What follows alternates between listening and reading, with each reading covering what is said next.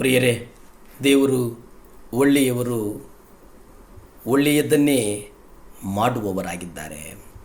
ನಾವು ಆತ್ಮಸಾಕ್ಷಿಯ ಸಮಾಧಾನಕ್ಕೆ ಮಾತ್ರ ಪ್ರಾರ್ಥಿಸುವಂಥದ್ದಲ್ಲ. ಪ್ರಾರ್ಥನೆ ನಮ್ಮ ಉಸಿರಾಗಬೇಕು, ಪ್ರಾರ್ಥನೆ ನಮ್ಮ ಬದುಕಾಗಬೇಕು, ಪ್ರಾರ್ಥನೆ ನಮ್ಮ ನಡೆಯಾಗಬೇಕು, ಪ್ರಾರ್ಥನೆ ನಮ್ಮಲ್ಲಿ ಒಂದು ಭರವಸೆಯನ್ನು ಹುಟ್ಟಿಸಬೇಕು. ಯಾಕಂತಂದರೆ ಈ ಲೋಕದಲ್ಲಿ ಹೆಜ್ಜೆ ಹೆಜ್ಜೆಗೂ ಪ್ರಾರ್ಥಿಸುವಂಥವರು ಸಿಗ್ತಾರೆ. ಆದರೆ ಕರ್ತನ ಅಭಿಷೇಕ ಹೊಂದಿಕೊಂಡಂಥವರು, ಕರ್ತನಿಂದ ಅಭಿಷೇಕಿಸಲ್ಪಟ್ಟವಂಥವರು ನಮ್ಮ ಮುಂದೆ ಕರ್ತನು ಹೇಳಿದಂಥ ವಾಗ್ದಾನಗಳನ್ನು ಪ್ರಾರ್ಥನೆಯಲ್ಲಿ ಜನಕ್ಕೆ ಹೇಳುವಂತಹ ಸಭಾಪಾಲಕರು, ಬೋಧಕರು ಇವತ್ತು ನಮ್ಮ ನಡುವೆ ಇದ್ದಾರಾ ಅನ್ನುವಂಥದ್ದನ್ನು ನಾವು ಪರೀಕ್ಷೆ ಮಾಡಿಕೊಳ್ಳಬೇಕಾಗ್ತದೆ. ಯಾಕಂದರೆ ಇವತ್ತು ಪಾಸ್ಟರ್ಗಳು ಭಯವನ್ನು ಇಡಿಸಿ ಈ ಲೋಕದಲ್ಲಿ ಅನೇಕರ ಕೈಗಳ ಮೇಲೆ ಕೈಯನ್ನು ಇಟ್ಟು ಅವರಿಗೆ ಇಲ್ಲಸಲ್ಲದ್ದನ್ನು ಹೇಳಿ ಇವತ್ತು ವಂಚಿಸುವಂತಹ ಒಂದು ಸ್ಪಿರಿಟ್ ನಾವು ನೋಡ್ತೇವೆ. ಆದರೆ ಪ್ರಾರ್ಥನೆ ಅನ್ನುವಂಥದ್ದು ಆತ್ಮಸಾಕ್ಷಿಯ ಅನುಗುಣವಾಗಿ ನಡೆದುಕೊಳ್ಳುವುದಕ್ಕಿಂತ ಕರ್ತನ ಮೇಲೆ ಆಧಾರ ಮಾಡಿ ಪ್ರಾರ್ಥಿಸುವಂಥದ್ದು ಬಹಳ ಒಳ್ಳೆಯದು ಎಂಬುದಾಗಿ ನಾವು ಸತ್ಯವೇದದಲ್ಲಿ ನಾವು ನೋಡ್ತೇವೆ. ಕರ್ತನ ಜೀವನವನ್ನು ನಾವು ನೋಡುವುದಾದರೆ, ಯೇಸು ಜೀವನವಿಡೀ ತನ್ನ ತಂದೆಯ ಮಾತನ್ನು ಕೇಳಿಸಿಕೊಂಡು ಜೀವಿಸಿದನು. ಅದರ ಜೊತೆಗೆ ತಂದೆಯ ಸಂಪೂರ್ಣ ಚಿತ್ತವನ್ನು ನೆರವೇರಿಸಿದನು. ಯೇಸು ತನ್ನ ತಂದೆಯ ಮೂಲಕ ಜೀವಿಸಿದನು ಎಂಬುದಾಗಿ ಯೋಹಾನ ಪತ್ರಿಕೆ 6ನೇ ಅಧ್ಯಾಯ 57ರಲ್ಲಿ ನಾವು ನೋಡುತ್ತೇವೆ. ಜೀವವುಳ್ಳ ತಂದೆಯು ನನ್ನನ್ನು ಕಳಿಸಿದ್ದಾನೆ. ಯೇಸು ಕ್ರಿಸ್ತನನ್ನು ಈ ಲೋಕಕ್ಕೆ ಕಳಿಸಿದ್ದು ಯಾರು ಅನ್ನುವುದನ್ನು ಯೋಹಾನ ಸುವಾರ್ತೆಯಲ್ಲಿ ನಾವು ನೋಡ್ತೇವೆ. ಜೀವವುಳ್ಳ ತಂದೆ ಅವರು ಈ ಲೋಕಕ್ಕೆ ಕಳಿಸಿದರಂತೆ.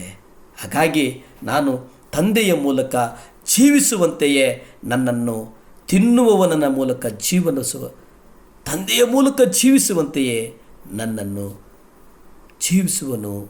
ಅಂದರೆ ತಂದೆಯ ಮೂಲಕ ಯೇಸು ಅಂದರೆ ದೇವರ ವಾಕ್ಯ ರೊಟ್ಟಿಯ ಕುರಿತು ಇಲ್ಲಿ ನಾವು ನೋಡ್ತೇವೆ. ನನ್ನನ್ನು ತಿನ್ನುವವನು, ವಾಕ್ಯದಲ್ಲಿ ಎರಡನ್ನ ನೋಡಿ ಗಮನಿಸ್ತೇವೆ. ಅಂದರೆ ತಂದೆಯ ಮೂಲಕ ಜೀವಿಸ್ತೇನೆ, ಆದರೆ ನನ್ನನ್ನು ತಿನ್ನುವವನು, ನಾವು ರೊಟ್ಟಿ ಮತ್ತು ದ್ರಾಕ್ಷಾರಸವನ್ನು ಕರ್ತನ ಭೋಜನ ಅಂತ ಎಂಬುದಾಗಿ ನಾವು ಏನನ್ನು ಕರೀತೇವೋ. ಇವತ್ತು ಪ್ರಿಯರೇ, ಆಲಯಗಳ ಕುರಿತು ನಾವು ನೋಡುವುದಾದರೆ ಆಲಯಗಳಿಗೆ ಜನ ಬರುವುದು ಕೇವಲ ರೊಟ್ಟಿ ಮತ್ತು ದ್ರಾಕ್ಷಾರಸವನ್ನು ತೆಗೆದುಕೊಳ್ಳುವ ದಿನ ಮಾತ್ರ ಬರ್ತಾರೆ. ಉಳಿದ ಎಲ್ಲ ಭಾನುವಾರಗಳು ಅವರ ದುಡಿಮೆಗಾಗಿ ಅವರು ಹೊರಟು ಬಿಡ್ತಾರೆ.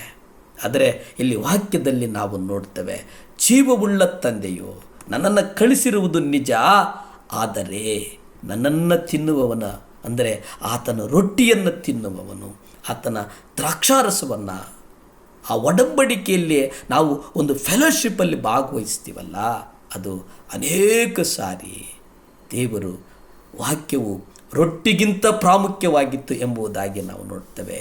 ದೇವರ ರೊಟ್ಟಿ ಅದು ಮತ್ತಾಯ ಪತ್ರಿಕೆ 4ನೇ ಅಧ್ಯಾಯ 4 ಸ್ಪಷ್ಟವಾಗಿ ಹೇಳ್ತದೆ. ಆದರೆ ಆತನು ಪ್ರತ್ಯುತ್ತರವಾಗಿ, ಮನುಷ್ಯನು ರೊಟ್ಟಿ ಮಾತ್ರದಿಂದ ಜೀವಿಸುವುದಿಲ್ಲ. ಮನುಷ್ಯ ರೊಟ್ಟಿ ತಿನ್ನೋದ್ರಿಂದ ಜೀವಿಸಲ್ಲ, ಆದರೆ ದೇವರ ಬಾಯೊಳಗೆ ಹೊರಡುವಂಥ ಪ್ರತಿಯೊಂದು ಮಾತಿನಿಂದ ಜೀವಿಸುವನು ಎಂಬುದಾಗಿ ಬರೆದಿದೆ. ಆದರೆ ಅನೇಕ ಸಾರಿ ದೇವರ ವಾಕ್ಯವನ್ನು ನೇರವಾಗಿ ತನ್ನ ತಂದೆಯಿಂದ ಪಡೆಯಲೇಬೇಕಾಗಿತ್ತು. ನಾವು ಪಡೆದಂಥ ವಾಕ್ಯ ನಾವು ವಿಧೇಯರಾಗದೆ, ವಾಕ್ಯಕ್ಕೆ ವಿಧೇಯತೆ ಇಲ್ಲದೆ ನಾವು ನಮ್ಮ ಅನುದಿನದ ಆಹಾರಕ್ಕಿಂತ ಹೆಚ್ಚಾಗಿ ಪ್ರಾಮುಖ್ಯವನ್ನು ಕೊಡುತ್ತೇವೆ ಅನ್ನುವಂಥದ್ದನ್ನು ನಾವು ಇಲ್ಲಿ ಗ್ರಹಿಸ್ತೇವೆ. ಪ್ರಿಯರೇ, ಯೋಹಾನನ ಬರೆದಂಥ ಪತ್ರಿಕೆ 4ನೇ ಅಧ್ಯಾಯ 34 ನಾವು ನೋಡ್ತೇವೆ. ತಂದೆಯೇ ಮಾತನಾಡು, ನಾನು ಕೇಳಿಸಿಕೊಳ್ತೇನೆ. ಎಷ್ಟು ಚೆನ್ನಾಗಿದೆ ಅಂತಂದರೆ, ನಾನು ಮಾತಾಡೋದಲ್ಲ, ಕರ್ತನು ಅಭಿಷೇಕದಿಂದ ಮಕ್ಕಳಿಗೆ ನಾವು ಮಾತನಾಡಬೇಕು. ಯೋಹಾನ ಪತ್ರಿಕೆಯಲ್ಲಿ ನಾವು ಅದನ್ನೇ ನಾವು ನೋಡ್ತೇವೆ. 4ನೇ ಅಧ್ಯಾಯ 34.